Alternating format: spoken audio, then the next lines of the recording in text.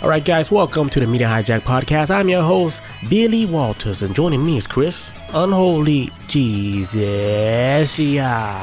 Happy Halloween. Oh, wait, I forgot my hands. Hold on. Yeah. Let me see those Halloween. Mario hands. Right? It looks like Mickey Mouse hands. Wow.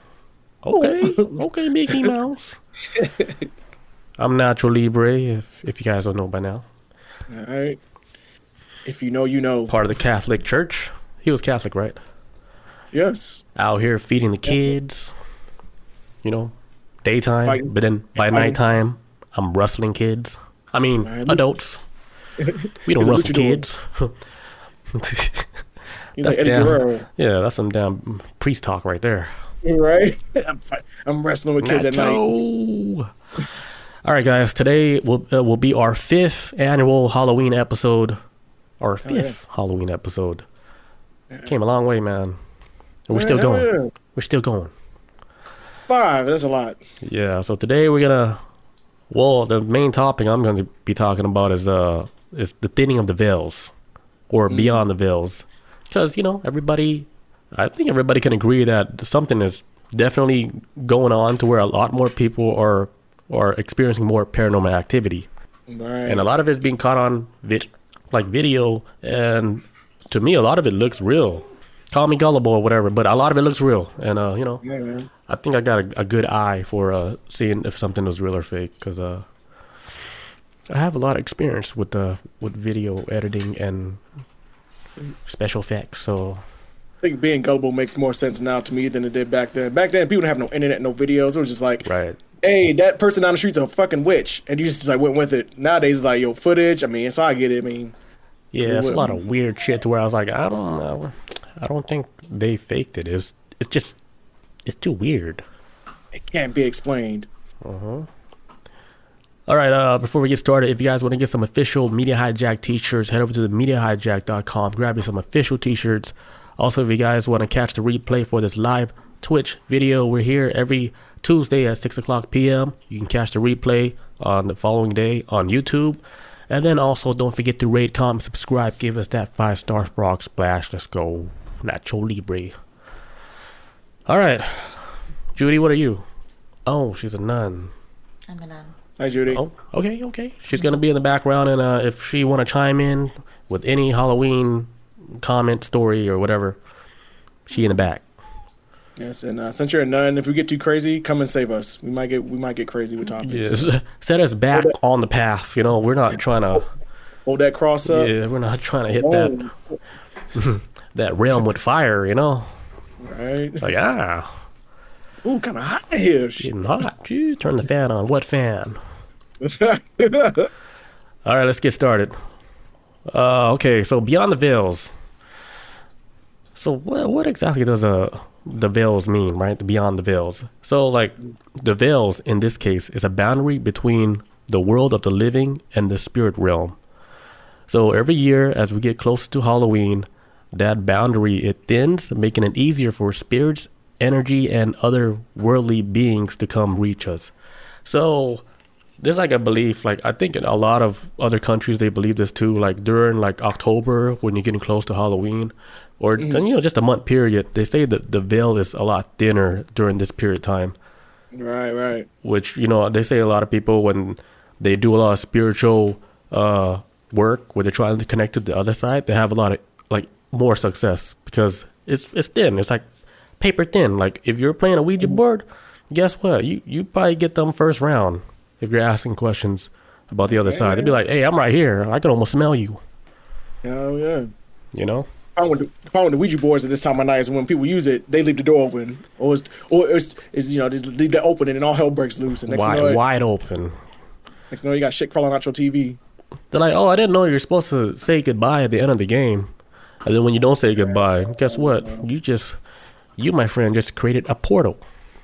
Yeah. Imagine this. Imagine how many times you live in your house and there's a specific door that you never close all the way. Like I have that habit downstairs with our downstairs closet. I get complaints all the time about not closing it. That's why I would never want to mess with a Ouija board this time of year, because I leave doors open sometimes. Don't even realize it. You walk away, you think you swing it closed, but it's like it stops like right there. That's what I would do with a Ouija board. Right. Yeah, it's like sleeping, right, with a blanket, and then you leave a little crack in the blanket. You can feel all the wind coming in. Man, that one big toe hanging out. Yeah, Oh. that's like you playing a Ouija board. You forgot to close that door. Right. Guess what? Casper in your ass. All right, so historical origins. So ancient Celts believed that during Halloween, the spirit world and the human world were the closest. Like people would wear costumes to ward off wandering spirits. Cultural connection. So similar beliefs appear globally. The Mexican Day of the Dead. Japan, they have this Obon festival. And then a lot of other stuff are rooted in connecting with ancestors during this specific time in October when the veil is thin. And like I was saying earlier, like this month would be the best time for people if you're doing a lot of spirit work, trying to connect to the other side. You probably would get success if this is your line of work.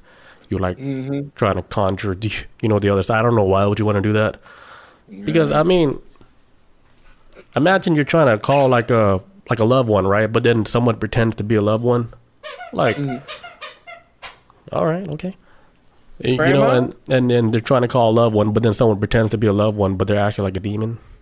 Yeah, same voice and everything. They're like, yeah, I'm Chris. I'm here. I'm Chris. Open the front door for me, please. Like, oh, what? open the doors to your heart. Just let you in, and then you get freaking like, possessed.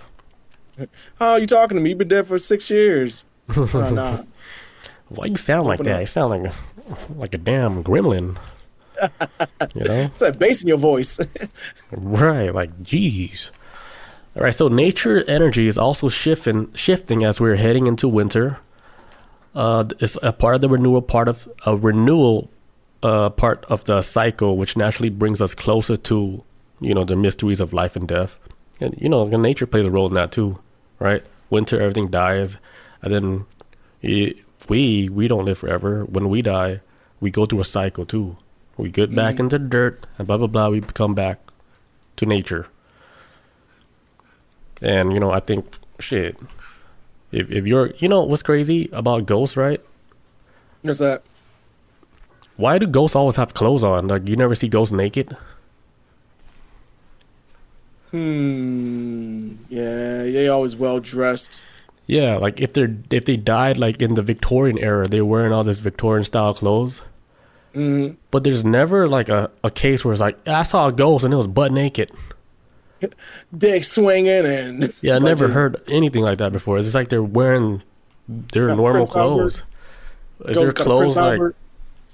Their clothes carry spirit magic? I don't know. Man, there's always like they're performing like their routine everyday life, like walking up the steps. They're not like, I mean, some of the most famous ones. I mean, because people have claims of being attacked by ghosts, but as far as like, I mean, I don't know, it seems like ghost sightings. It's kind of like, oh yeah, the ghost was just walking and don't even realize that it's dead. That's why over time I came to the realization like, hey, what if they're not really ghosts, but time is just overlapping itself right now, and we're seeing the past right now as to us it's the future or the present day, and they've been dead, but they actually alive at the same time as we are alive, and we're just seeing. They probably see us like, oh shit, this dude got a broke iPod, the first generation iPod. They probably freaked them out in like the 30s. Oh shit, it goes with like got earbuds in, wireless. Yeah, their reality is probably like they're freaking out too. Like, goddamn, why is this ghost twerking in front of me? They're probably like, it's just probably different for them in the 30s. Why is he masturbating again? What the hell? He's doing it again. Every night at this time at 3 a.m. He's up. Yeah. With some kind of device in his hand. It's flat. Yeah. It's like a book. It's like a book with electricity. Like a live webcam, to the other side. Right? Damn, my eyes are like irritated. See, it's all red. In there. I don't even. Like I'm not smoking nothing. All right, so what signs tell us that the veil is thin? One sign could be increased synchronicities. Like, have you ever like noticed a lot of strange coincidence, and you're like, man, that cannot be a coincidence. Or if you see like repeated numbers like 1111 or 711, like I see, or you see like just a lot of repeating numbers, 4 numbers in a row or whatever, Right. that could be like a sign of like, hey, the veil is thin because you're being more connected to like the spirit world, and your spirit guide is trying to connect to you because, you know, since it's so thin, they have an easier way to try to get your attention. Try to communicate maybe. Right. And then another sign is if you're having like vivid dreams or nightmares. Like if your dream is like if your dream feels really real, like you wake up like, God damn, like I could have sworn like I was just at a real place in my dream. That's another sign of the thinning of the veils, because you're being connected through your dreams into basically like another reality that's real, spirit world or whatever, another world, a parallel reality. Like you got that access code, you know, because October. And recently I just had a dream where I was hanging out with these YouTubers that I follow a long time, over 10 years. And I was hanging out with them. I told them, it's like, man, I've been watching you guys for so long. And then I ended up hanging out with them. Like we were hanging out talking about normal stuff, like how we talk. And then like one of the guys, like he saved my phone number. He's like, yeah, it's like, I know you're a fan, but like you're so cool. Like I want to be friends with you. And then he put me in his phone as my new best friend. Like that's the name. Yeah. And then, you know, I almost had a tear. I was like, damn, like you want to hang out with me like that, you know? I was like, you guys are cool as fuck. And then the weird part of the dream was when we ended up in like an insane asylum, but it was for like the public to visit. And then like the dude, huh? Like a zoo?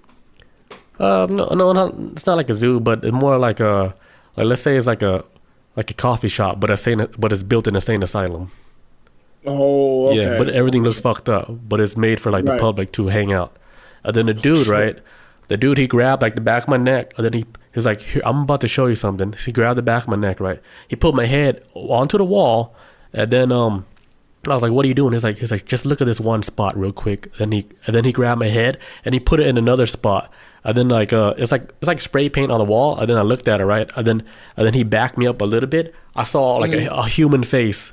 And then he was like, did you saw it? He's like, you saw it, right? I was like, yeah, I saw it. Then he was like, see, I told you, like you could see real faces on these walls. And I was like, that's fucking crazy. Oh my God. Shell shock says, where's this story going? But yeah, that's like then I woke up. I woke up and I was like, damn, that felt so real, dude. You know, so it leads us back to the thinning of the veils, and yes. Yeah, I was probably connected into a parallel reality, and I was hanging out with these dudes. He said he was worried for a second. Yeah, the story could have went haywire. Grabbing my neck, right? No diddy. Somebody you connected to the other side, and then when you connected, he knew that you was from the other side. Like, look, man, this ain't. Yeah, it's so like crazy. He's like, look, and then look here, and then the damn face came out. That's wild. Yeah. Shell Shock says, I wholeheartedly believe that it can be dimensional travel. I think so too, man. Like some remote viewing, but like on like crack, like on like way crazier. Like yeah, dude. Yeah. You crossing realities. You ain't just like, I'm gonna fly to Russia and spy on Putin type shit. This is like, boom, I'm gonna. Yeah, it's like a light version of traveling to like another dimension where it's not too heavy on your own consciousness. It's not like you're waking up like, oh, I can't believe, and your heart's just pounding and you don't even know what to do with your life no more. Right. That would be really crazy. That was like an what's that shit? That X-Men movie, Days of Future Past. They showed in the movie where time. I like how they did with time travel. It isn't so much you sending your body back in time. It's like, no, we send your consciousness back to your younger self, and then because it would be too much strain on the body or something. I think they might have explained in the movie, but it's like, hey, it makes more sense to like mentally you can like, you know, we'll put your brain into your younger self. We send you psychologically through time, not physically. So your mind goes through time, not your body. You'll still be laying here like in a comatose state, but your mind will literally be like in the past in your younger body. And it's like one of the things like, okay, now I'm planted in it. Here I am, and boom, boom. That's what I kind of think with like crossing reality and dream stuff. Is like, hey, this is the body won't even be able to sustain that type of change, but the mind can probably do it more. Yeah. Shell Shock says, or even the movie The Men Who Stare at Goats. I heard about that movie. It's like based on like a true story, right? Like that actually happened. I got it on my list. It's on Tubi. I've been trying to watch it for the longest, and I got to be in the mood for it. But I've been hearing about it for years. I heard it's really good about was it the CIA starting out the MK Ultra program? But they did it with goats or something. Yep. Using psychic powers, I think. Yeah, I've been meaning to check that movie out with George Clooney. George Clooney. All right, so back to the veil. So the veil thinning, it also enhances psychic ability. So if you're in tune with your psychic powers, because I do believe that everybody has psychic abilities. It's just more people are tapped in than others because they probably practice it with meditation and stuff. And if you practice something so long, of course you're gonna get good at that shit. Right. But and then some other, they're born with psychic abilities like right out the gate. Like how you build a character in a game, right? And then you take that save character and then you move it to like a new slot. Right. You're taking all the experience into a new character. And I think those people did that. Like if you believe in reincarnation, right? Some people they carry their stats into the next world. Like for example, this is my theory. Like some people who are like really good at music or really good at art and stuff, they carry that skill into this life too. I'm not saying like they're not doing like a lot of hard work, but you can tell some people are natural artists where they pick up on everything a whole lot easier. It's like almost like they've been doing it for hundreds of years. Yeah, I see exactly what you're saying. Like that don't mean they don't put in the work for it at all. That's not saying that at all. But the fact that they're able to break it down to a science, because some people are like, okay, I understand music, how this is played, but some artists are like, man, what is your brain like wired to even do this? Yeah. I was watching Prince fucking play the guitar last week, and I was like, damn, this dude is great on the guitar. How the hell is this dude this talented when he can do everything else? Like, your stats already maxed out, bro. Like, well, obviously, I believe that, dude. Yeah, some people just born like with skills already. They just have to get in tap and doing like what they love, and then they carry all the skill from probably 1,000 years, and shit still doing art or playing music. You know how some people, they're really in tune with music. They can hear stuff that other people can't hear. Yeah, man. That's like my grandmother. She used to be able to read music notes. I don't know how, but she would be able to read music notes and be able to like, oh, this is what it says in the song based off how the music notes are. And I was like, I still don't get how she was able to do it, but my grandmother, she was really good with like musician, just reading music notes and singing shit. Yeah, I get jealous when I see people like pick up stuff like that easy and fast. I'm like, dude, like damn, like you're really a natural like that. Like some people that you can just hear a song one time, right, and then they can play it back. Man, I'm like, what the fuck are you, a machine? Right. The brain is on a different level. Right. I remember I when I used to play the guitar, right, I was jamming in the garage with one of my friends. Like he was like here, I'll play with my brother. And then I was playing with him, right? And then I told him about Mike and Vince band. I was like, this is my friend's band.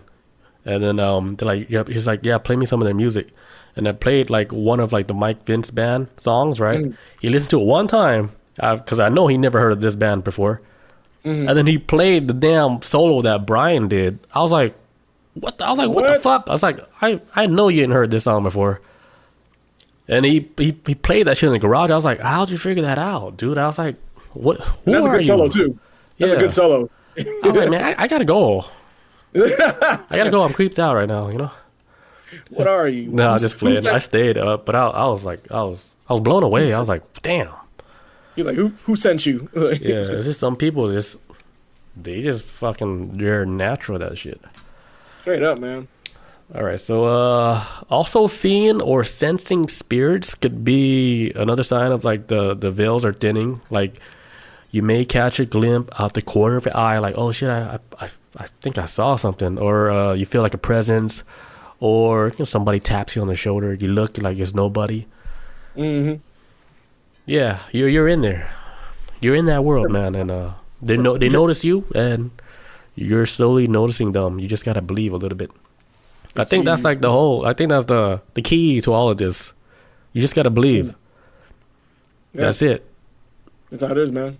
It's that's why I would say like can you be possessed by a demon if you believe in a god? They're like, well, probably not, because a lot of times you have to believe in it for it to be effective, I guess. So right, if you believe that they can hurt you, man.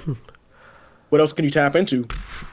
If you believe they can hurt, they can They'll touch you so fast. Bob says my eyes be tricking me at times. Is it tricking you, or are you actually seeing it? Oh, let me tell you another story. Weird as at work, right? I was on the train, and I saw this person in front of me sitting down, right? They're moving like kind of weird. So I was like, okay, I'm just close my eyes and take a little nap. And before the train even hits the next station, right? I open my eyes. They weren't even there anymore. And I was like, we didn't even stop yet. So where the hell did this person even go? Unless they walked right past me while my eyes were closed. That's the only thing I can think of. But when I saw that, I shook my head. I was like, nah, man. They probably walked past you. But then it stuck in my head. Right. Yeah, so I was like, fuck it. That was a ghost. Can't shake that feeling, right? Hey, look. I was like, every time I see weird shit at work, I imagine myself like in a pyramid for security. And then I imagine a pyramid around my body, right? And then I imagine the pyramid spinning in 360 like super fast. So I'm like super guarded, and then nothing can touch me. None of them damn spirits. Yeah. People yelling out there. I was like, man, better put this protection on. Right. You know? I ain't trying to get a stab out here. For real, man. Bob says, I hate... Subway. Yeah. Bob says, I hate to acknowledge it, but it happens often. I think Bob is connected. Oh, yeah. She Bob, already... I think we already established she's a medium. Fuck that shit. Shell Shock says, I feel like when I was a teen, I was able to see them more if I paid attention. I had some crazy things happen, which kept me believing. Yeah, that's another thing. Like, I know, like, some people...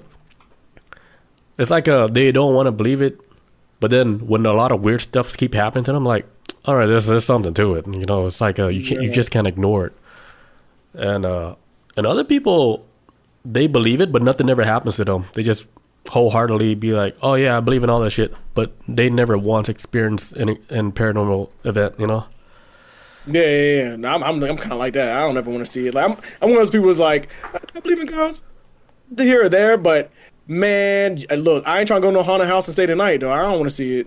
Look, Chris, all you gotta do, right, is just believe. And then you will get that ghost. You get that visit from the ghost, yeah. I don't want to see it. You know, I want you to get sleep paralysis tonight. Oh, no, man. I gotta get up early. Nacho. Hey. Nacho. I sleep paralysis like once or twice in my life. That was enough for me. Yeah, I want you to get one, and then I want to hope a little girl come visit you and be like, why would I want that? Peekaboo. It's like, oh, you believe now. I'm here. Hey, it's me. I'm taking you to hell. I'm like, no, bro. Your boy sent me. Nacho. That's him. Knock, knock. Nacho sent me. I'm like, Judy, where were you? Why'd you protect me? She probably sent some too. Bob says, this is recent too. I felt like I kept seeing Draco behind my chair and flying insects in the corner of my eye. Damn. So was Draco behind the chair or no? Damn. Flying insects? Yeah, cats, man. Well, dude, Lizzie, the dog, she sees some shit, dude, to where it kind of make me like on the edge a little sometimes, because I was like, all right, you're not looking at your reflection at anything. You're staring blank into the space in the room, and you start barking. And then what scares me, right, is when I look at her eyes. When I see her eyes is focused on something. I'm like, wow. Damn. And then, you know, I try to say, I was like, hey, take your ass to sleep. There's nothing there. To try to comfort myself, you know, because I was like, oh shit, fuck this shit. I'm scared too, but I ain't gonna bark. I'm not gonna bark. I'm not a dog. But in the inside, I'm barking too. I'm like, fuck. I was like, you guys better leave. Lizzie saw you. She saw you guys. Guys can't hide. Shell Shock says, damn, Bob, you need to burn some sage. Yeah. Shit. Time to light it up. Bob got that fucking ancestor ghost and shit. They out here trying to make moves. On our back. On our back like Yoda. Like, we're trying to give you a message here. We're going to do it like, we're going to be a little aggressive. Hey man, I read in a Doctor Strange comic book one time. He talks about how with his magic, he's able to see things on a different dimensional level. So because obviously the humans can see is like 3D, but he can see in like 4D, 4 dimension, 5 dimension, all six and all that other shit. But he talks about how on the fourth dimension or fifth dimension, one or the other, that people walk around every day and they have like these beings attached to them. They all look different and everything, but they're always attached to them, kind of like either allowing them to see through a veil, and is while they're able to peek through the veil, it's sucking them dry. So it's kind of like, hey, I'm like basically it's kind of like I'm going to entertain you, human, so you can kind of see this and kind of keep you curious. But meanwhile, I'm like draining you throughout the years and shit. But he sees like people just walk around and he says people have to, it's called like, I think he called it like spirit bacteria, where it just latches onto humans. Humans can never see it, will never feel it. Only your soul will react to it. But nobody was really that like that in tune with their soul, unless you're like a monk or some shit. Right, dude. But it's kind of like, but it's like, real. and he says like a lot of the bacteria that attaches to people, spirit bacteria, is harmless, but there's some that attaches to people and it just feeds and feeds and feeds throughout. It doesn't happen like within days. Draining like your energy and shit. Yeah, man. The whole vibe. Man, I think I have one on me because I'm tired all the time. Man, I'm tired. I'm tired. Damn. Me too. Look at my eyes. I'm fucking sleepy as fuck. That shit's like right here on my face. But I'm tired. But yeah, I remember this one thing. Mike Baltimore, he told me when he took drugs, right? I think he took I don't know, ecstasy or some shit. But he said he saw his face, right? Like he was having an out of body experience where he saw himself sitting on the couch, but he had like a fucking screen over his head. Like and TV screen? It's like the screen is showing him like the reality. It's like you're not seeing like a true reality. It's blocked off. But the screen is like a TV screen. And that's like, it's like, oh, people are walking around, they think this is a real reality, but it's not. You're seeing whatever is shown to you. Right. When I heard that, I was like, fuck, that's pretty deep, dude. Shit. I was like, what drug is that again? But like, who's your plug? Bob said, say his whole name. Why don't you? Should I like say his Instagram name too? I don't know. I haven't talked to Mike in so long. I don't know what he's doing with his life, so I can't really.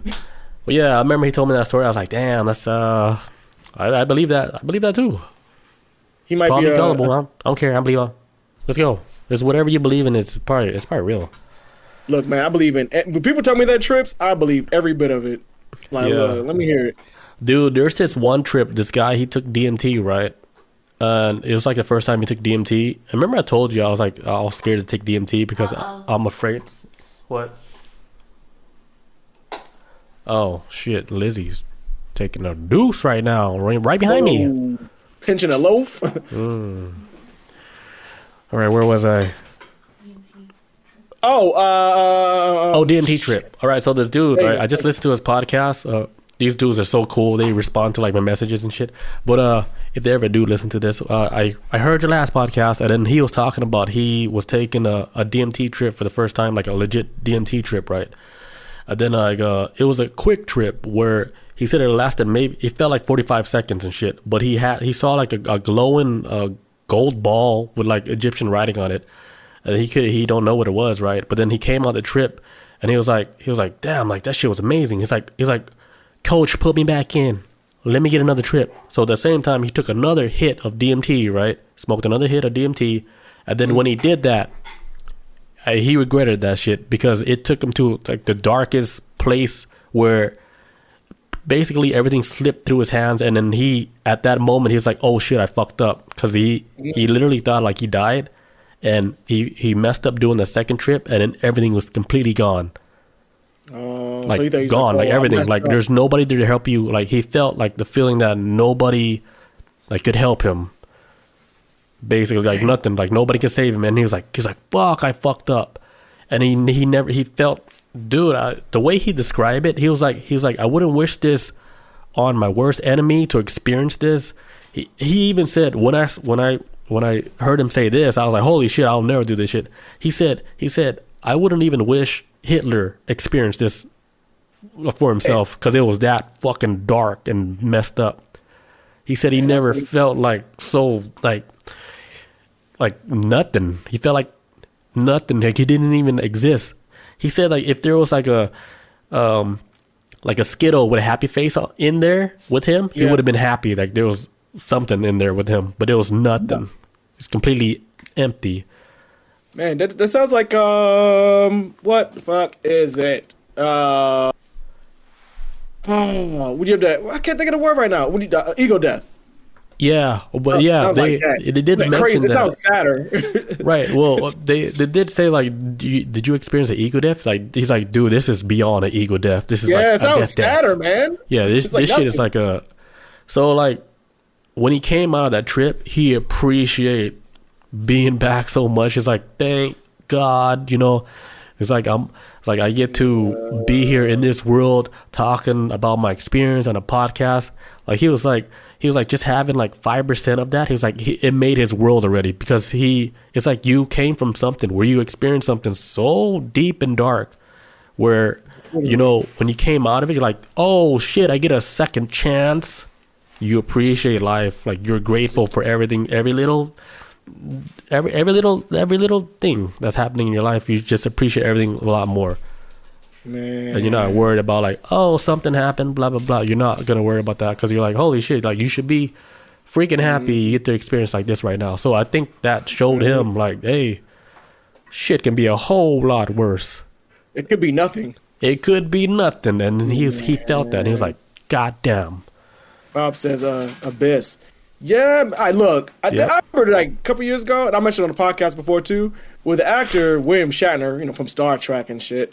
He's like, you know, in his 90s now, whatever. But he went like a couple of years ago on, I think it was like on one of Jeff Bezos' space missions. He went up there. He's up there with some YouTubers and a bunch of rich young people that could afford it. So he's the oldest man on the ship. But he got out there, and he said when he was in space, because a lot of people don't realize this, when you go out of space and you actually leave the Earth's atmosphere, you don't see the stars anymore. It's just straight darkness. You can't see shit. It's just light ain't bouncing off of nothing out there. You just seeing like darkness and then Earth and then maybe the moon, maybe, I don't know. But he was out there and he was like, oh my God. He had like some kind of existential crisis, because he realized like, oh my God, it's just us.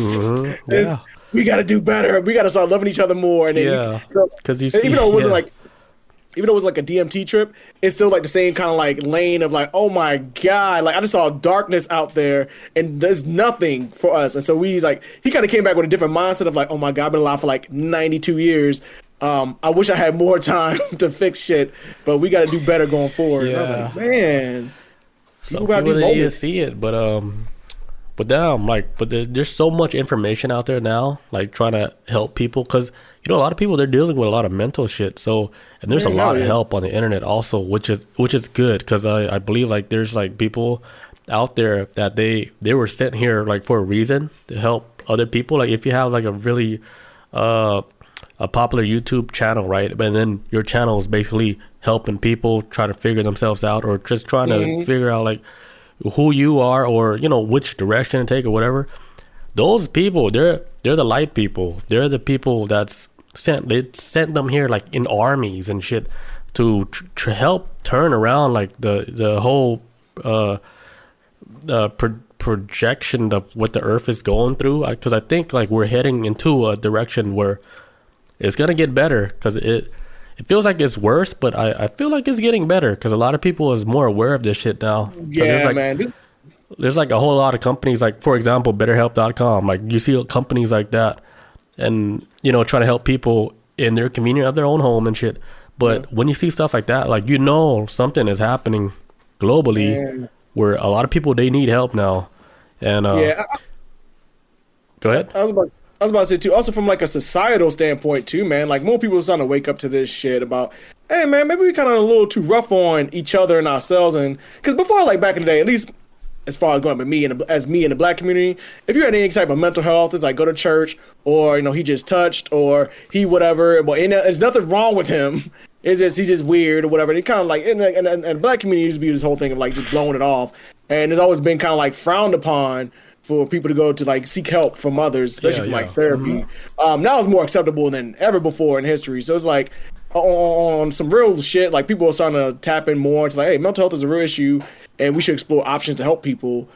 Which is why, like in the end, I truly think psychedelic therapy is going to win. It's going to be a long, hard road, but it's going to get there. Still a long, hard road, yeah. It's going to be tough, but because it's at a point where I feel like as humans, we are kind of hitting our breaking point with how to deal with mental health. And so it's kind of like, hey, we need to try other options, and just having people just like, get tossed in jail or, just drinking that shit away.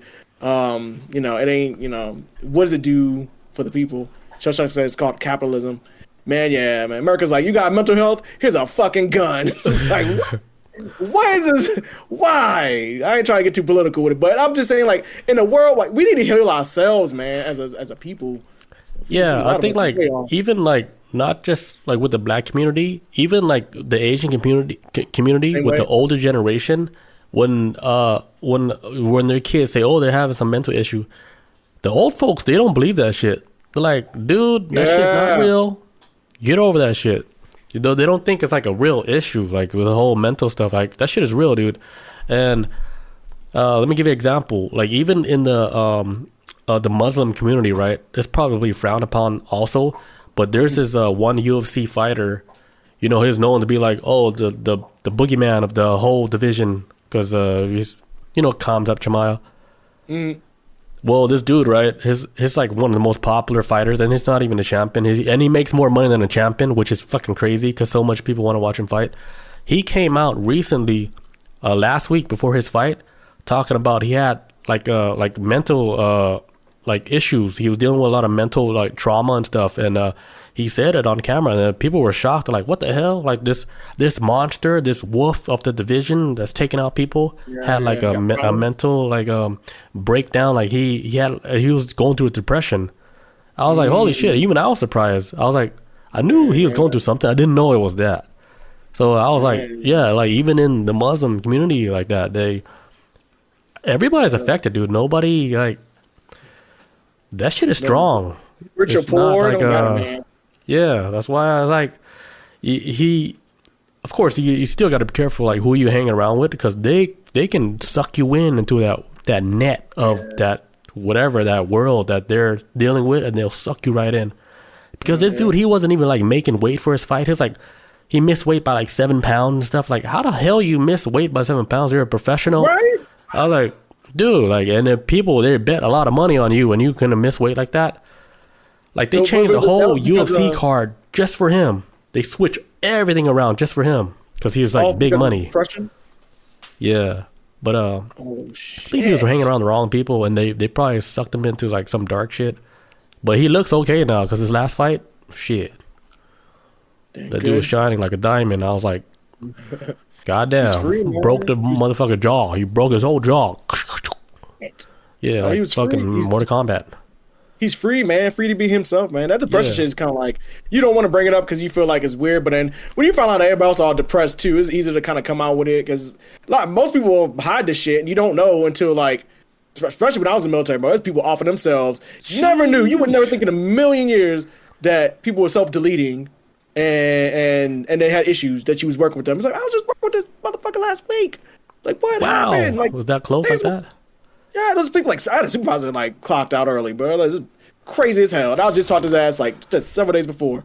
Went on a tirade. I still have it on my phone. I took screenshots of this long ass post he did describing why he was gonna just delete himself. And it started with his wife and what was going on with their marriage. What happened one night when he was at the movie theater. Some dude like crazy. It had to be like 4-page long of him just explaining his story. And then while I was reading on Facebook at the time, my friends I was near me, because we all worked the same shift, got a phone call. It was like, hey, you need to come in, commander's call, which is another term for, usually that happens in the military, means somebody to off themselves. At least in my experience, that's why it's always happened. Like on my day off, hey, you gotta come in, say da-da-da-da-da. You're like, oh man, somebody did it again. And then you call and you go in and you want to find out who it was. And I was like, oh my God, my damn supervisor. I was like, damn.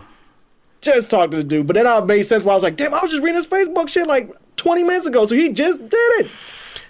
Whoo. Crazy, that's man. Heavy, man. Yeah, man. It's like you don't know what sometimes these people be going through. Because it seems like he always be cracking jokes at work, making fun of people. But then you're like, holy shit. This was like hurting the most. For years this went on, man. You gotta look out for these people that's a little too funny sometimes. Yeah, man. Those like their jokes is just fucking on fire. Like, Damn, you so funny. You know, next What's wrong time with you? somebody makes a joke around me, I'm gonna be like, "Hey," I like, "Hey, are you okay?" Like that shit was funny, but are you okay? That was fucked up. You good in the head? You alright? Yeah, like you've been funny for like a whole week now. Like, are you all right? Dude, I be thinking about that with Robin Williams, man. I was just watching Mrs. Doubtfire the other day. And I was like, this dude was funny, man. Like, you wouldn't, man. I guess you had to be like, maybe family didn't know what was up, but holy hell, man. That was another one. I was like, That's why? a heavy one too, yeah. Because you wouldn't even suspect that from him, right? Man, it's like, oh, the genie? No way. I think he messed up, man. Him. I think he messed up on that one, and then another one, Anthony Bourdain. That was one that was kind of like, nowhere, I was like, what the hell, Anthony Bourdain, man? I was just watching on fucking Joe Rogan podcast. Right, that was a random one. He was like, I mean, it was like he was falling out. He had the biggest show on TV at the time, I think. Yeah, I didn't even know, man. There wasn't even no signs of anything. But, I mean, we don't hang out with him, so we don't know.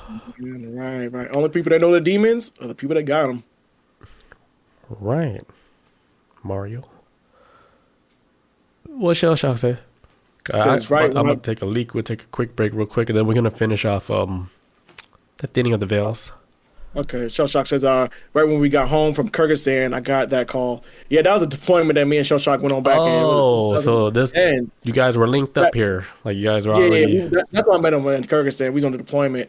And then out there, so he said that when he got back home from his deployment, he got a call about somebody self-deleting. Like, as soon as he got back home. But dude, very common in the military, man. Somebody go out like that. Very common. That's crazy. Very common. All right, let me take a leak real quick. We come back. I'm going to finish up Thinning of the Veils. Then we can continue on this Halloween special. Yes, I got a good one. All right, be right back, guys. And we're back. All right, back to the Thinning of the Veils. All right, so how to... wait, hold on. Okay, so how to embrace the thinning of the veil? You can do protection rituals, like, for example, salt circles, protective crystals like black tourmaline, obsidian, and then you just visualize yourself surrounded by a safe white light, you know, especially if you feel like vulnerable. Like, oh shit, I feel vulnerable. Like, just fucking close your eyes, right? Imagine a white light on you, like, or a pyramid. Do what I do. I imagine like a pyramid, and then I spin that shit in my head for like protection, just in case, like, if someone's gonna run up on you, stab you, or whatever.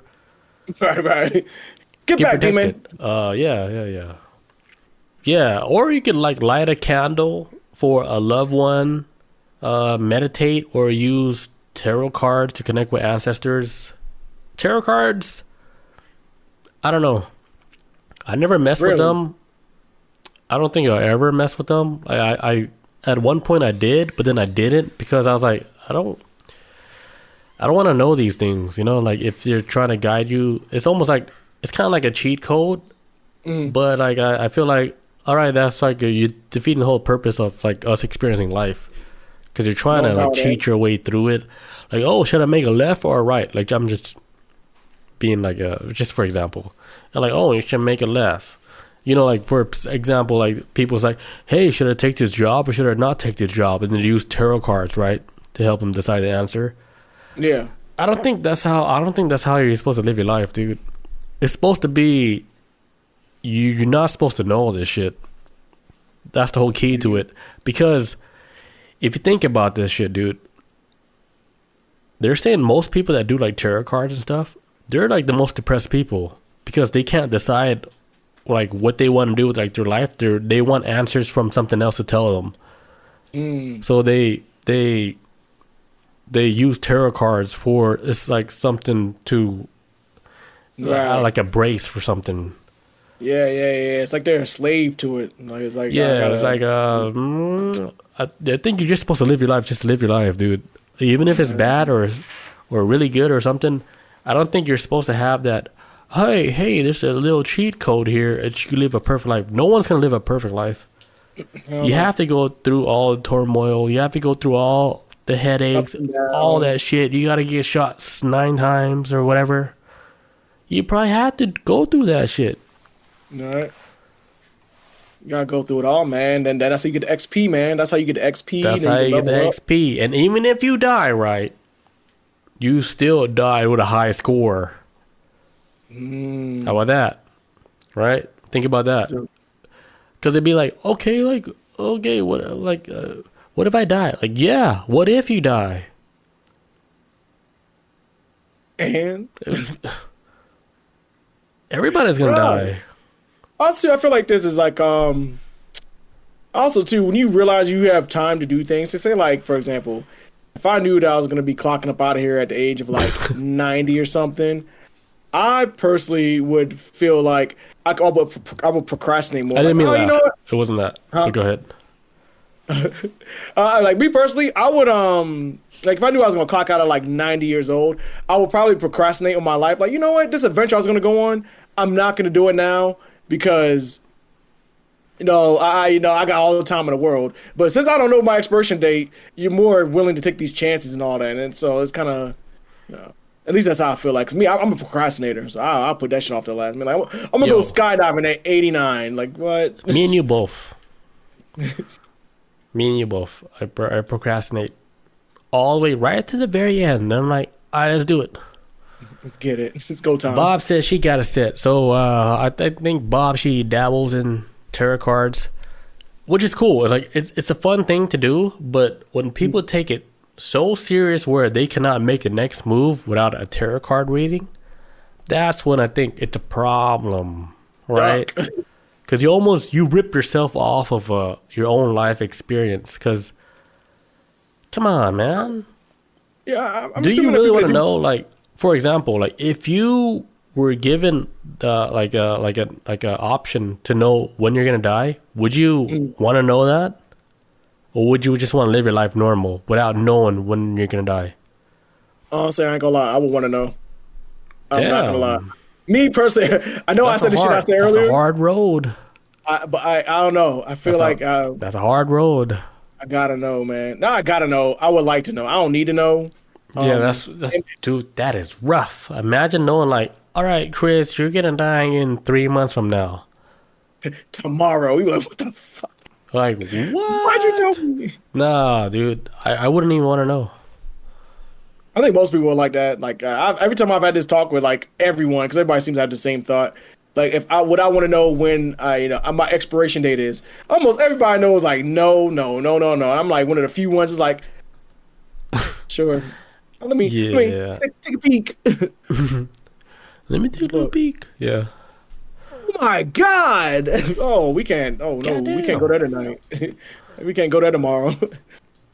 Yeah, that's basically like this whole thinning of the veils, right? Yeah.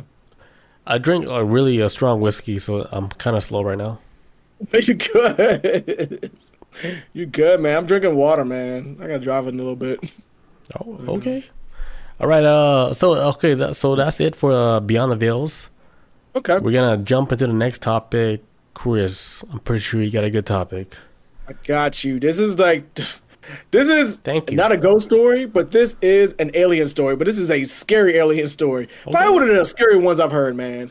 Not so much the aliens, but there's a whole lot of other elements to it, man. And also the reason why I want to talk about this too was because from what I'm hearing, I haven't been on Netflix in a while, but supposedly they're supposed to be like making a documentary of this thing, of this UFO abduction story on Netflix soon. If not already, it's probably already out. I don't know, but but basically the reason why I caught my interest of this UFO abduction story is because the title was called Manhattan Alien Abduction. Now we've heard alien abduction. Yes, I never heard of this till I was reading about it like a couple of days ago. I was like, what the hell? Like, cause normally you hear abductions happening in the middle of like, bumfuck middle of nowhere with some shit kicker driving a pickup truck. Him and his wife get snatched up, whatever, and they go missing, come back down, got alien accounts. But it always seems to happen in rural areas where people aren't around. But this actually happened in Manhattan, New York, where this lady got snatched up from her apartment in the middle of the night and got probed and everything. And there were eyewitnesses. There was actually like, I think maybe 12 eyewitnesses that saw her get sucked up into the sky. So, so this is the unbelievable story of Linda Napolitano.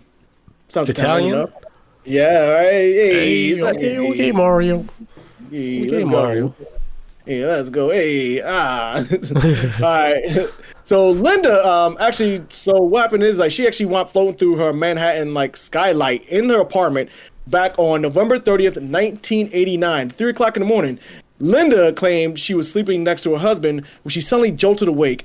In her bones, she could feel that something wasn't right, that something was in the room with her.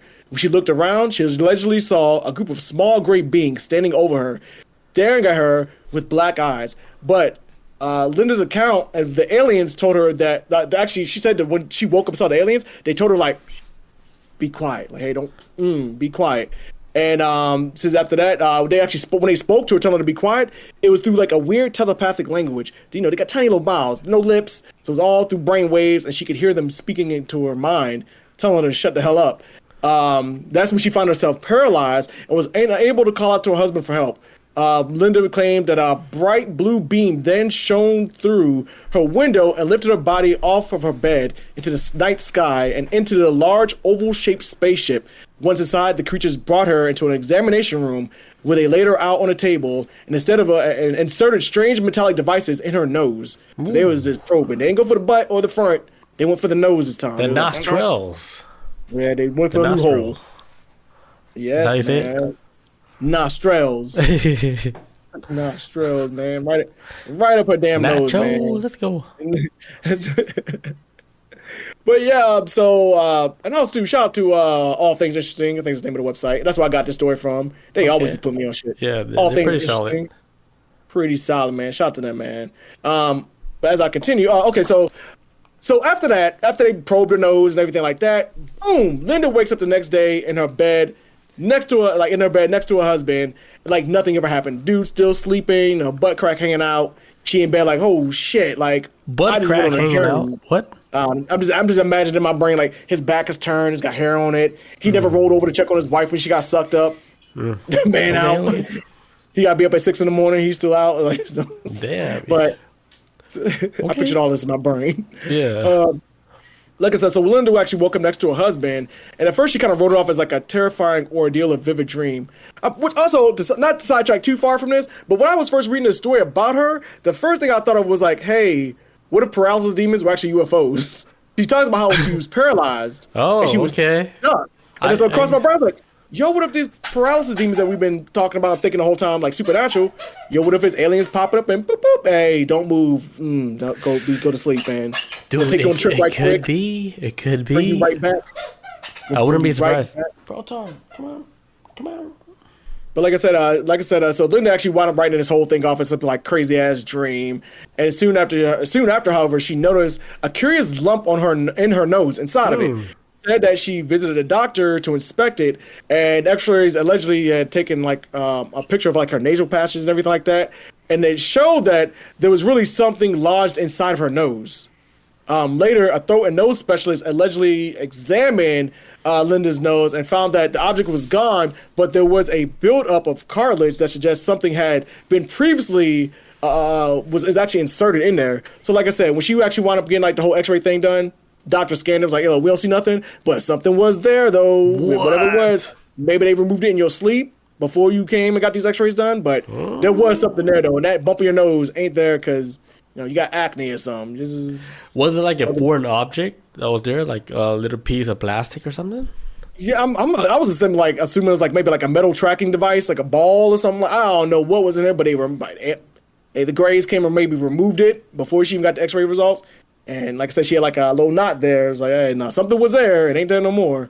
So after all this whole situation, she got enough proof that she needed. She actually went to this guy who was actually like this dude named Bud Hopkins. He's this artist and UFOologist. And for decades, he's been running around chasing after the phenomenons. He got really big, like I think in the 60s and 70s as an artist, did like all this type of artwork and stuff. But then over time, he really started getting involved in the UFO field. And he just like been all on it ever since. And so when Linda approached Bud Hopkins about this story, he actually wanted putting a book together about this, and which is called Witnessed. And he basically the story accounts of what Linda had told that night. Because she didn't feel like she was comfortable enough coming out with the story with anybody.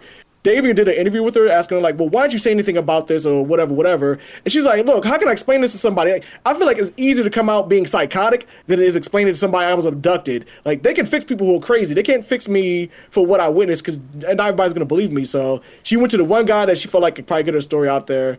Like I said, Bud Hopkins, Arthur, and he wound writing a book called The Witness. And the book is actually, the reason why it's called The Witness, because that night, there was like nearly 24 people that actually witnessed the event of her being sucked into the sky. What? Eyewitnesses around the area. Like, she got pulled up in Manhattan. Like I said, when I first heard it was a Manhattan story, I was like, come on, all these people didn't witness this? But as the story went on, you found out like about 12 people, maybe a little more, about 24 folks saw her get sucked up into the sky. And eventually, some of these people came forward too once the investigation started going forward with the with Bud Hopkins when he started digging a little bit more into it. It says alleged witnesses to the Manhattan alien abduction came forward, and this is also according to the Arthur Bud Hopkins. It says nearly 24 people who had witnessed the event. Hopkins included their accounts in his book, though he used pseudonyms for most people involved. Like he changed Linda's name around in the book as well too. Some people that came forward. Yeah. There you go. Knock it out. There you go. Producer, they put the camera on her. Go ahead. I'm so sorry. Anyways, so what the people that came forward at first were like a couple of security guards. Two guys came out and they actually wound up. Actually says, however, his investigation began in 1991, Bud Hopkins. He had an investigation in 1991 when he said he received a mysterious letter from a pair of security guards. In their letter, the men claimed that on the night of November 3rd, 1989, they had been parked under FDR Drive when they saw 3 alien figures and a woman in a white nightgown floating out of the apartment window and into a UFO. The security guards who called themselves, it's like some security guards that was nearby was like, working their night shift, and it was like, oh shit, there's a lady in a white gown and 3 little dudes. They taking out the damn building and she's floating. Shit. And so the guy's names in the book, they were never really revealed in real life, but they're referred to as Richard and Dan in the book. And they said that the guy Bud Hopkins who wrote the book, he wound up saying that the security guards didn't really want to come out with, like, the reason why security guards even came forward, because they said they couldn't live with themselves if they saw a woman get kidnapped and they didn't say shit about it. But it was like, one of the things where security guards were like, man, who the hell's going to believe us? And then I guess they eventually came in and was like, look, this lady who's writing this book with you, we saw her get kidnapped that night.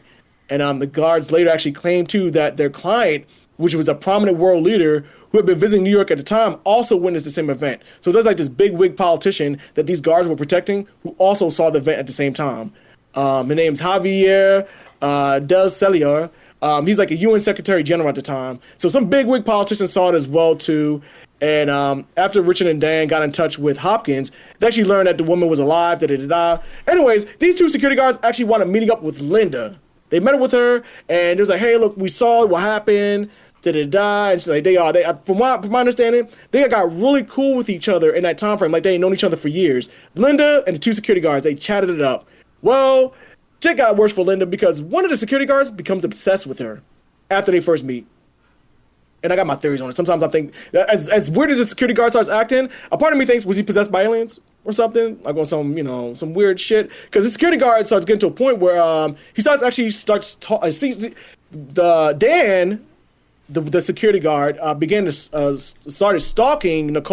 started stalking Linda soon after meeting her, staking out her apartment daily. Then in April 1991, the security guard allegedly kidnapped Linda, forcing her into a car and interrogating for hours about the alleged abduction, trying to see if she knew more about the aliens than what she was letting on. Then even after her even had her take off her shoes and show them her toes to prove that she wasn't an alien herself. So the guard wound up kidnapping her ass, like, show me your feet. Like, maybe a fat ass. He's like, show me your alien feet. I want to see if you got 3 toes. She had regular feet.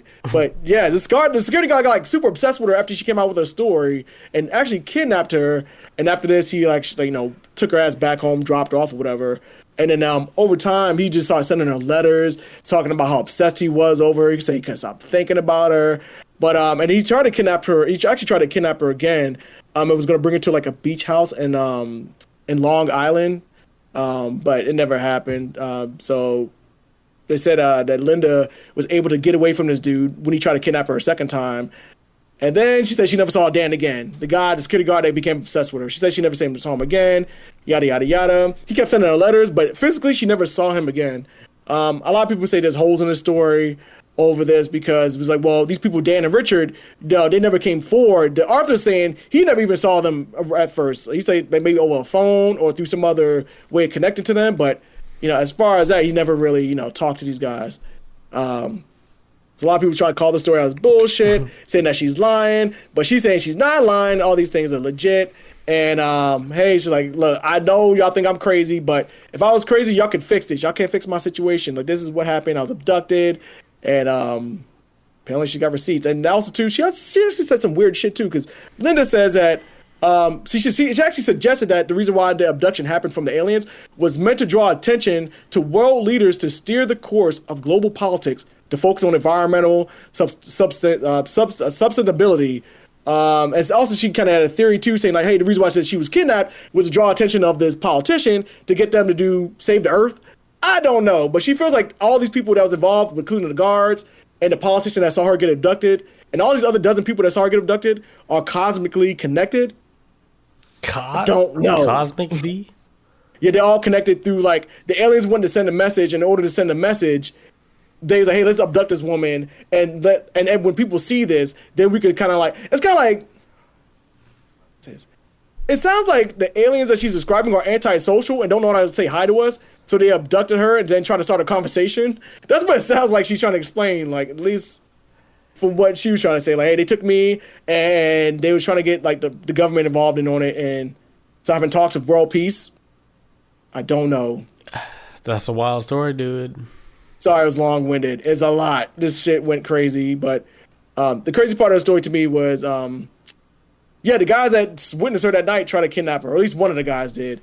I don't know if he was possessed, like that one movie with I always forget the name of this movie. The damn with the owls, with the owl and the aliens and all this other shit. They use owls to communicate and watch, and the psychic movie. I can't remember the name of the movie. Oh shit! I remember that movie. The Third Kind. What was it? Yeah, it's like something of the third kind.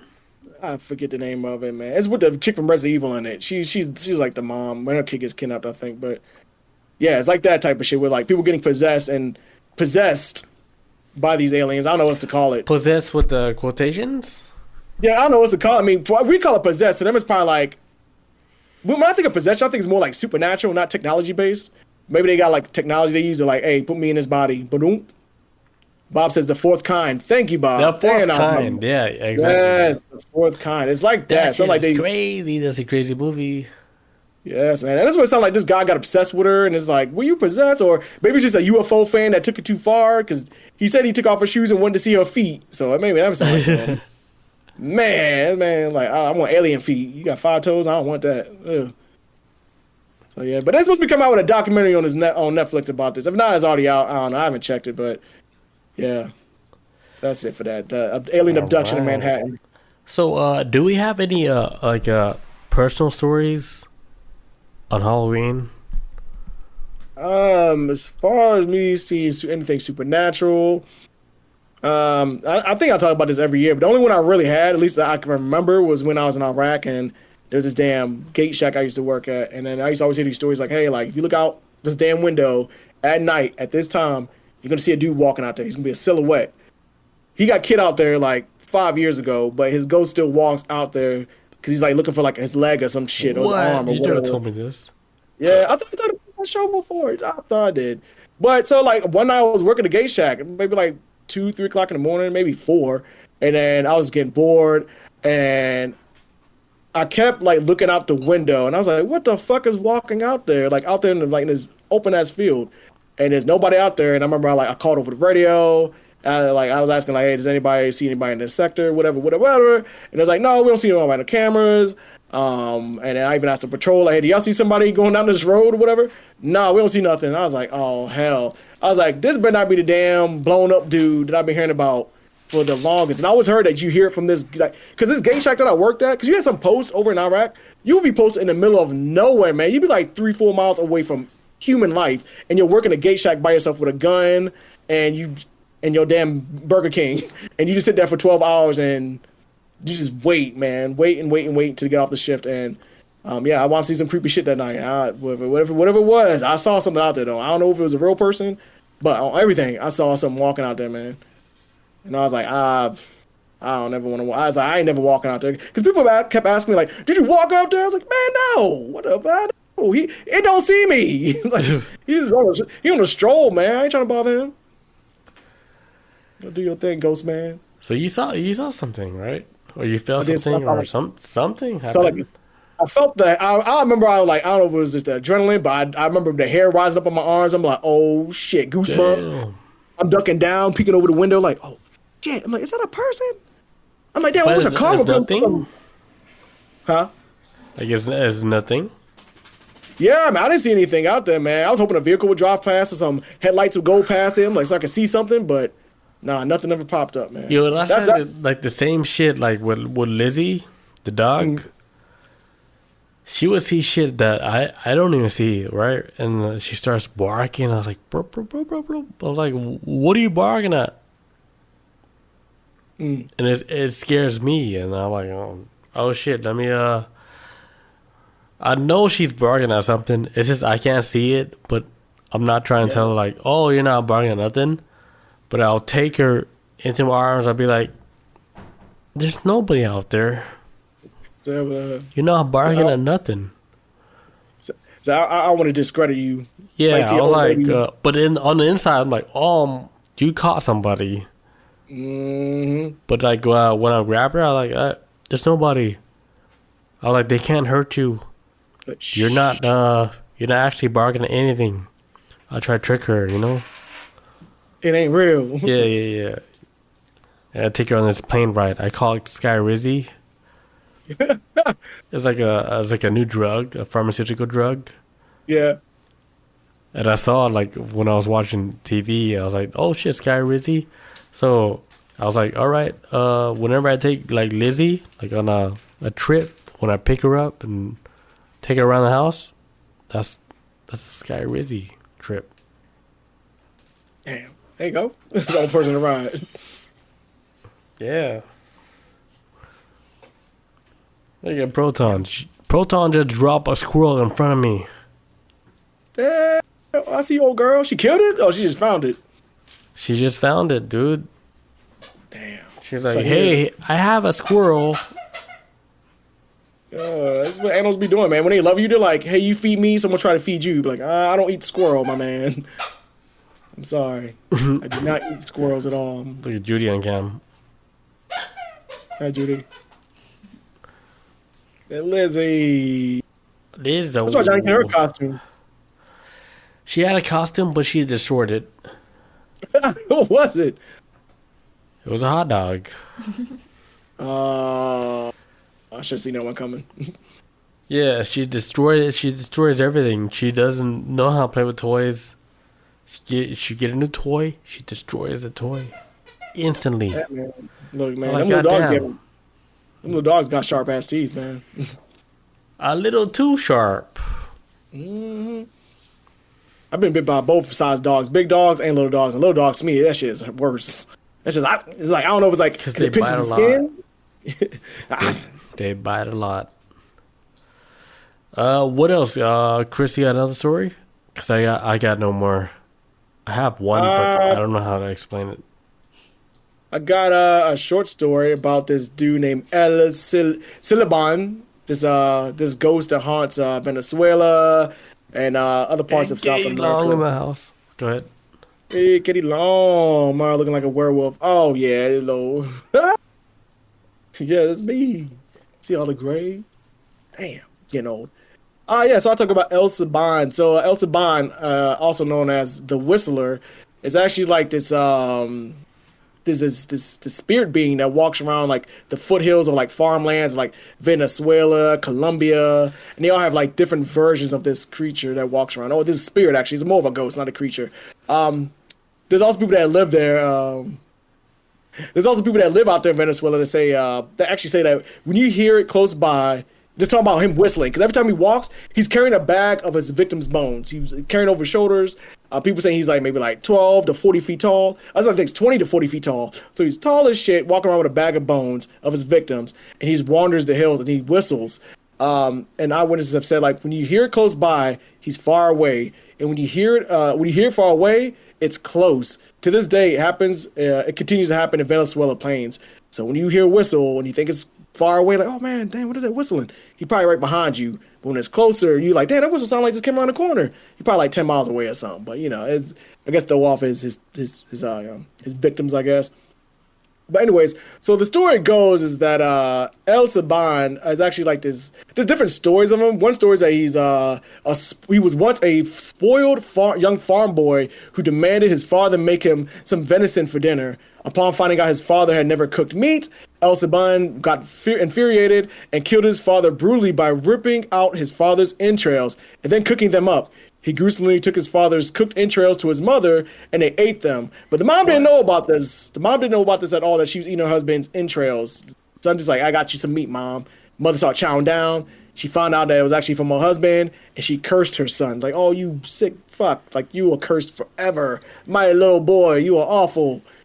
Eating my husband like this. Like lasagna. And so the mother wound cursed him and put this misfortune on him, and eventually when he wound passing away, he's just like this malevolent spirit that just walks along the hills hunting victims. They get close by, but I guess the night that he killed his father, he was whistling, which is what tied into him walking around carrying a bag of bones and all this other stuff. Says he's known to attack and kill those that pass by, ripping them apart and adding their bones to the sack that he holds the remains of his father. The most notable difference in this version is that because there's three different versions. This one actually goes after anybody, and this story's in Colombia of where, hey, he walks our hills over here too, but he only goes after the wicked people. He doesn't go after, if you're a decent person, he won't kill you, but if you're a wicked person, and they say too, and I think it's in Colombia, they say he goes after drunks. Like if you drunk, because I guess it's been people that walked around the hills of Colombia drunk as shit who were found dead, and I guess they say hey, this creature kills drunk folks on the way home drunk. So he goes after drunk people sometimes, and people just wrongdoers in Colombia. In Venezuela, they have their version of the story of where the story goes where his father actually killed his wife, and to get revenge, he killed his father, and then out of revenge, he wound up being cursed to the land forever or something like that. But either way, though, he usually walks around screaming, and he walks around just still attacking people. And also too, there's other stories too to say when he died that his father actually beat him after his father killed his wife. There's another story. Father beat him and then sick dogs on him. And when the dogs chased after him and started biting his ankles, he ran off into the Venezuela forest or jungle, never to be seen again. The dogs chased after him too, and they never found his body. So that's another story of where how he died. This is a brand new. Yes, but he's supposedly still stalking the hills of out there, Colombia. Doing rainy nights, catching people lacking, drunk as shit. Your ass gone. A few different parts, because like I said, there's three different versions of how he came to be and how he kills, but it's still the same thing of there's a being, a spiritual entity walking around up there carrying bags of bones and torturing people and dragging them to hell. So I don't know. But that's it for that one. That was a short story. That wasn't too much about this. Okay. This is some. That's good. Short. I got to take a leak so bad. Yeah. When I come back, I'm gonna tell you guys a real story, personal story. All right, and we're back, dude. Judy has a story she doesn't want to tell, but I'm gonna try to get her to tell this story, please, because she experienced some paranormal stuff, also, just like everybody else. And this is your chance. Oh, she's trying to hide. Oh, I thought she was gone. Oh, I see her here. Damn. Judy. Please. Come on. Please, Judy. Do the proton trying to get me. Oh, proton. What's going on over there? God damn. All right. Where was it? Oh, okay. I have a story. All right. And I tell the same story every year on Halloween. So I have a niece, right? My niece, she was maybe 2 or 3 years old at this time.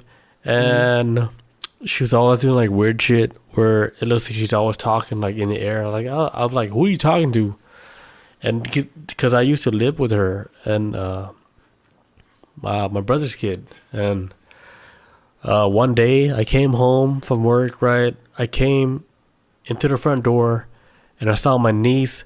She was sitting at a table, a little small table, right, where she was playing like a tea, I guess a teacup session, right?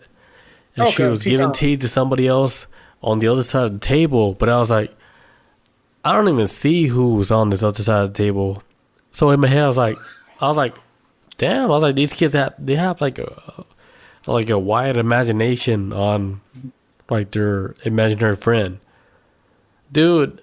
I didn't believe this shit till where my brother's kid, her name is Ruby, she took like a selfie in the kitchen, right? And when you look at the image that she took the selfie with, behind her, you could see, I don't know, like some Ju-on or some grunge image of a ghost just right behind her. Just chilling. And I have the image. Like, this is legit, 100%. This is real. This is from me. This is our real image. There's nothing, no Photoshop or nothing. But I have this image. And I share it every year. This is like the 5th year I shared it. Mm-hmm. But I'm going to share it again. Hold on, guys. All right, here it is. 5, 4, 3, 2. Here it is. Boom. This was a selfie she took in the kitchen in the house that I was living at. And look at this, the image you see on the left, right? Here's a close up. That's a person's face, dude. And this is where we first started our other podcast. It was at this house. Yeah, man. What was this in the kitchen, right? Is that what we were figuring out? I remember we were trying to reenact that whole shit because the fan in the back. Yeah, I don't know if you guys see it, but there's a fan in the back because it's the living room. So she took this image of this, whatever the hell that is, selfie cam mode. Photo bombing her. Yeah, I was like, dude, that's a face. Like, you can't even deny that. Look, you see the eyebrows, right? You see the eyes, you see the nose, and then you see the mouth. Yeah, the hair. Yeah, the hair. Come on, dude. Yeah, this is a real picture. And the crazy thing about this picture, right? My brother, we were talking about this. I was like, damn. I was like, you didn't fake that? I was like, dude. He was like, why would I fake that? Like, because Fat Man, he's busy, he's working, whatever, trying to feed the family. He ain't out here trying to make some fake photos or whatever of ghosts and stuff. That's not even, like, it doesn't make sense because I know him. He doesn't do stuff like that. It doesn't even make sense why he would do that. What Shell Shock said? Shell Shock says, nah, that was swamp gas from a weather balloon. Was trapped in a thermal pocket and reflected the light from Venus. At least that's how I want to believe. Talking about the reason why the image of the ghost. The reason why is like it's gases and light bouncing off of it from a weather balloon. Yeah. Here's another crazy thing about like that photo, right? My brother told me that when she took that photo, right, she did it like, you know how it's like a shutter photo where you take a photo, right, and there's like 10 or 20 different photos of the same image, right? Yeah, when you hold it down. He told me, which was fucking crazy, and you can't even explain this. He told me in one of the frames that they took the photo, there was a door in the damn wall that in the hallway of his house. That there's no door in real life. Like there's one frame where it shows a door frame. And I was like, what the fuck? I was like, usually the hallway doesn't even have that door frame. Right. So that shit that freaked me out because it was only caught on one frame when they did like the multiple shots, right? That means the shutter is like shutter, like, and then like in one frame. In the hallway, there was a freaking door in his hallway. Man, I don't even remember this part of the story. And he was like, what the fuck? Like, this shit's fucking weird, dude. And that was after they got the shot of where Ruby, she caught the ghost in the back, and then her mom, right? Her mom, it caught on her phone. The mom threw the photo away, right? It was months ago. They didn't even tell me about this shit, but the photo was gone months ago, right? And then it came back up like on her phone, and that's when my brother sent me that image. Because they are experiencing this whole shit already. But then he sent it to me, and dude, after he sent it to me, I did a whole group chat, 16 people. I was like, holy shit, Ruby saw this shit. And everybody had their own theories. I even showed my mom. My mom was like, yeah, she just played with a bunch of apps and stuff. But this is a long time ago. And my parents didn't want to believe that shit because they were scared. We ain't trying to. Yeah, my parents are scared of ghosts, especially my mom, because one time, right? Yeah, like I was when I used to live with my mom. There's this a creek nearby, and I used to go to that creek all the time with my cousin because they had fish there. So we used to fucking chill there all the time, right? And then one day when we're at the creek hanging out, my mom, she comes home from work, she drives home, right? She saw us playing at the creek, right? She stopped the car and then looked up. I was like, oh shit, my mom caught me. She caught me playing at the creek. My mom, she stops the car, and then she drives and she goes back to the house, right? Dude, the minute I get back into the house, my mom was like, did you know the first thing she said to me? What? She said, are you not scared? And I'm like, scared of what? And she's like, oh, scared of like the ghosts at the creek and stuff because they're waiting for you. And I'm like, well, I was like, what the hell? So, like I was like, no, I'm not. I never even heard nothing about that. She planted that in my head. She's like, yeah, there's a fucking ghost. They hang out at creeks all the time. But that was like a weird thing that I heard my mom say. She's like, yo, you're not scared playing over there? I was like, no, like I'm hanging out with our cousin that you put us here, and like you brought us here, and I have to hang out with him. It's like, cool. And he brought me here in a creek, and we're playing in a creek now. It's like, so you hang out with dead people now? Is that it? Yeah, I was like, get out of here, Mom. Yeah, hang out with dead folks. But yeah, that was my story about that. Damn. Story still going strong too. Shock says, want to see a dead body? Basically, right? Yeah. Want to see this dead body in this bush? Yeah, that area is crazy. Like in high school, right? Everybody wanted to be the band and stuff, right?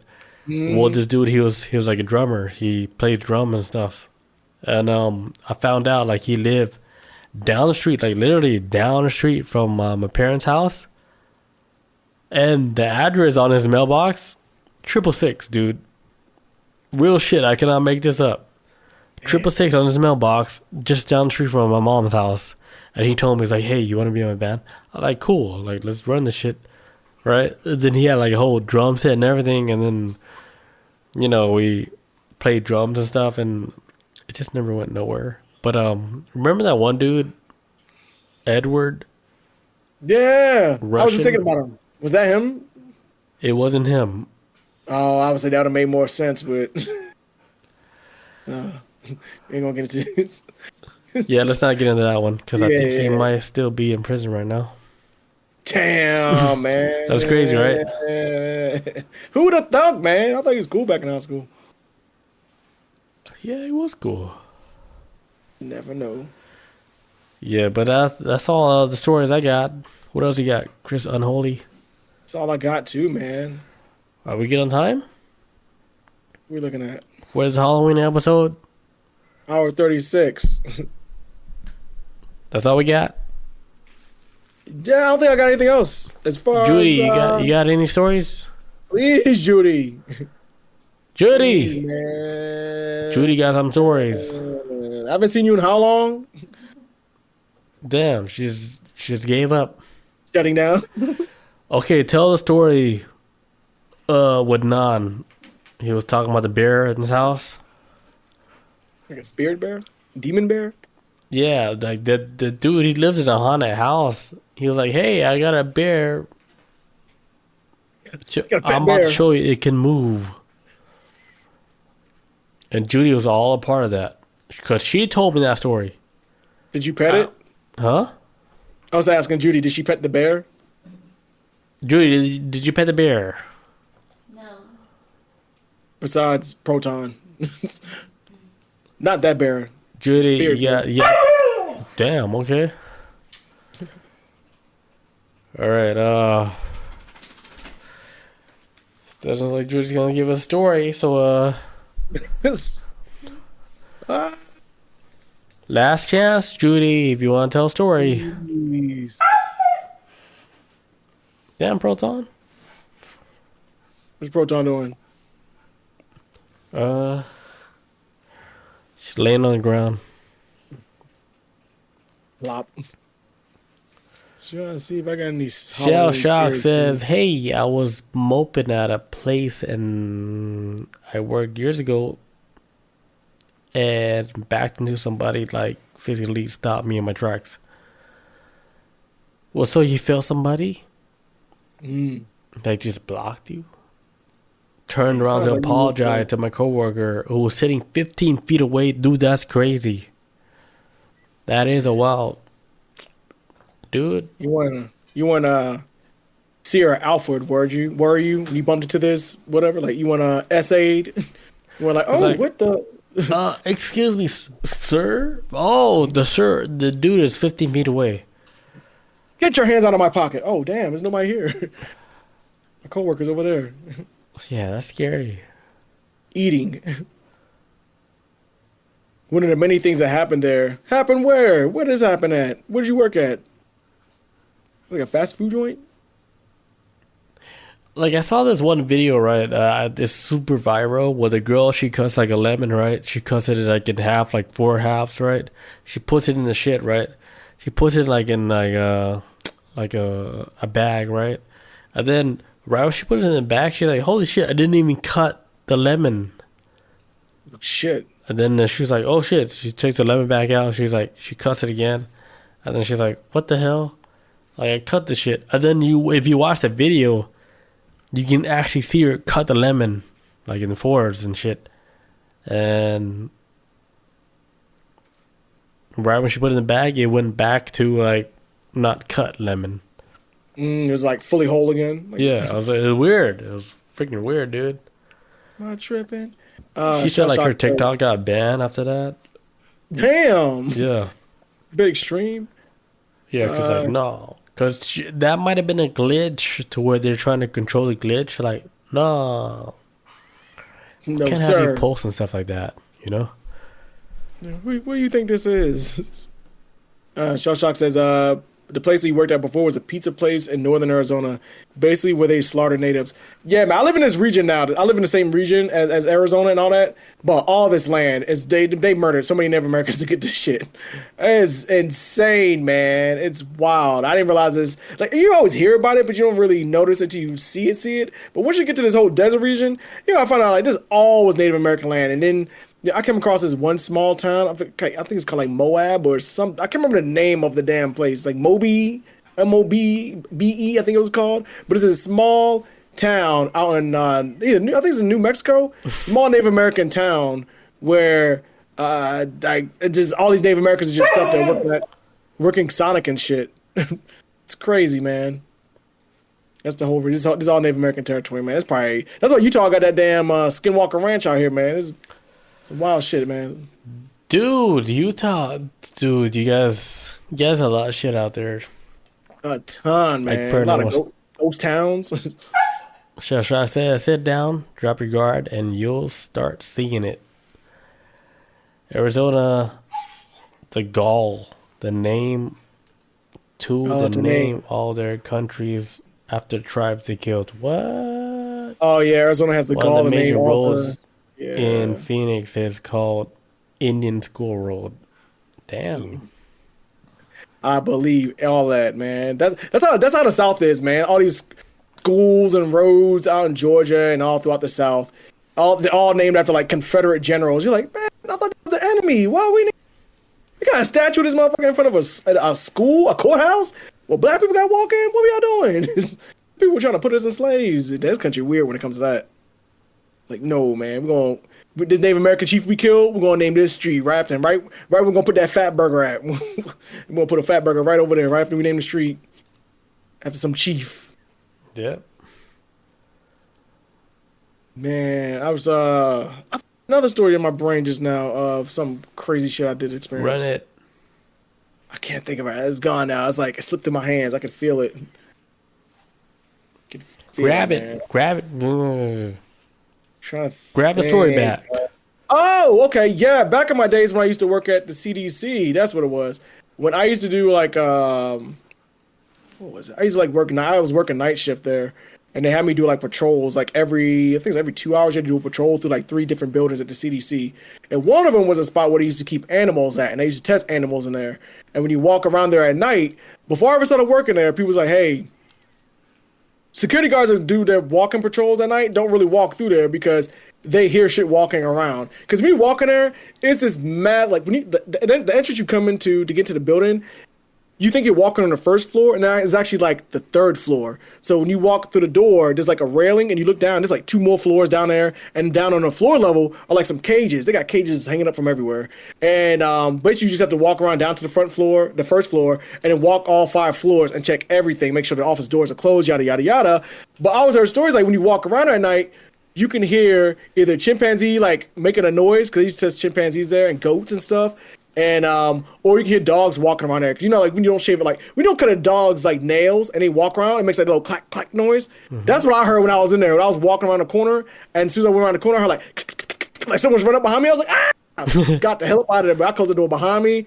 I just wrote down on my log sheet. Yeah, I checked everything, but man, damn. It used to be like this. It's a spot that everybody sees. Is like, yo, this is where they test animals at. They don't do it there anymore, or because it became too. It became such an unpopular thing by the public. They kind of they took it to a different site to do the testing on.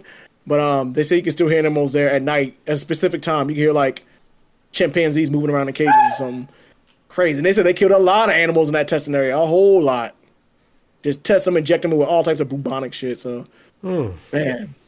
Yeah, so that's the only other supernatural experience I've had was at the CDC when I was walking there one night.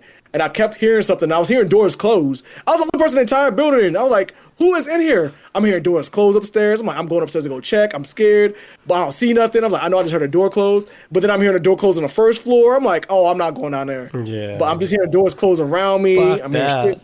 I got up out of it. Everything's all like, all the tiles are like subway tiles. Like when you walk on the floor, it's like subway tiles. Like all like the little square tiles. So you can hear shit like walking on this damn type of tiles, and you can't miss it. So somebody got high heels on, you're gonna hear it a mile away because it's just echoed everywhere. So yeah, I heard some like run up on me one day. I was like, oh. So I got up out of there, closed the door behind me. I was like, check, this plot is good. I'm good on that. Yeah, we're good. Just a little bit of paranormal activity here. Right, nothing to see here, folks. We are clear. Oh. All right, guys. I guess that wraps it up for this Halloween episode, number 5, our 5th annual Halloween episode. That was good, right? Did I do the veils right? You did good, man. Hey, look, it had me. I was glued in, man. We talk about this shit like a lot, anyways. Yeah, it all ties into all the normal stuff we talk about. Everything. Shell Shock says she's fighting for her life back there. Talking about Judy? Judy good? Judy, I think so. Oh, she's hiding? Thumbs up. Okay. All right. Okay. You guys got any plans for Halloween? I'll be working. I got school. I ain't doing shit. So I'm basically gonna be putting candy out, in a bowl, leaving it on a chair. Yeah, you get a lot of kids? Yeah, last year they took all that shit. Damn, we get and it was only 4 kids. And they took all of it. I was like, okay, good job. Thank God. Take all of it. It's like, we don't care about no doorbell camera. Yeah, because I remember I saw one where the mom was like, "Don't take too much. We're on camera." Literally, I Wow, heard that's that. what She's like, stopped "Don't take too seeing. much. We're on camera." That was cool. Man. I mean, if the camera wasn't there, then what would have went down, man? Right, right, yeah. It's there for a reason, though. That's all good. We can if we can give a little bit of kids these some candy. I don't care. Take it. Yeah, Even if knock yourself out. the first person come and take all the candy, take That's it. You know, Man, we be like, buying, oh, dude, you got all the candy out there. Like, what do you expect, right? we buy candy out here, but it'd be like no kids ever come through. I don't know if it's like I don't know. At least when I was growing up, my neighborhood was like full of kids. Everybody trick or treating, people getting their bikes stolen. It was always chaos. Right. But now it's like these kids are like their parents are basically like driving them to like the bigger neighborhoods with the bigger houses, people with more money. These That's are what people. pictures of equations. I've been My bad. My bad. Good. No, but people out here like they take their kids to like other subdivisions and to the bigger houses, the rich neighborhoods, where they get like boxes of Pop Tarts and shit. Like they don't want no fucking Snickers minis anymore, man. They want like big dog shit. They want Maybe the a full candy bars. maybe a Subway. The full candy I bars. don't know. Yeah. Yeah, so Judy is like, they- oh, we should get the full candy bars. I'm like, no. I don't want to be known for the house I get full candy bars. they'll be back. Because soon. they're going to expect it next year. They're like, oh, this is the house. And if not, they're gonna egg your house. Yeah. And I'm like, nah, I'm not trying to fight these people. I ain't trying to fuck up no kid in the street. Yeah, like, Jesus Beat up a Christ. 12-year-old like, TikTok. 3 million Right. views. No. Nacho Yeah, Libre's taking a break. Nacho. Nacho, get that corn out of my face. All right, guys. Thank you guys for joining us tonight for our 5th annual Halloween episode. Yes, sir. Are we going to be here next week, Chris? Yeah, I'm free. I'm actually coming back into town this weekend, but only for a couple days. Okay. So next week we're good? Yes, but I'll be back by next. Yeah, I'll be back. I'll Okay. be back next Monday. Awesome. Yes. Gotta help Alright, out guys. my mom with some stuff. Thank you guys for joining us tonight. We'll catch you guys next week on Tuesday. Peace out. Yes, sir. Adios. Happy Halloween.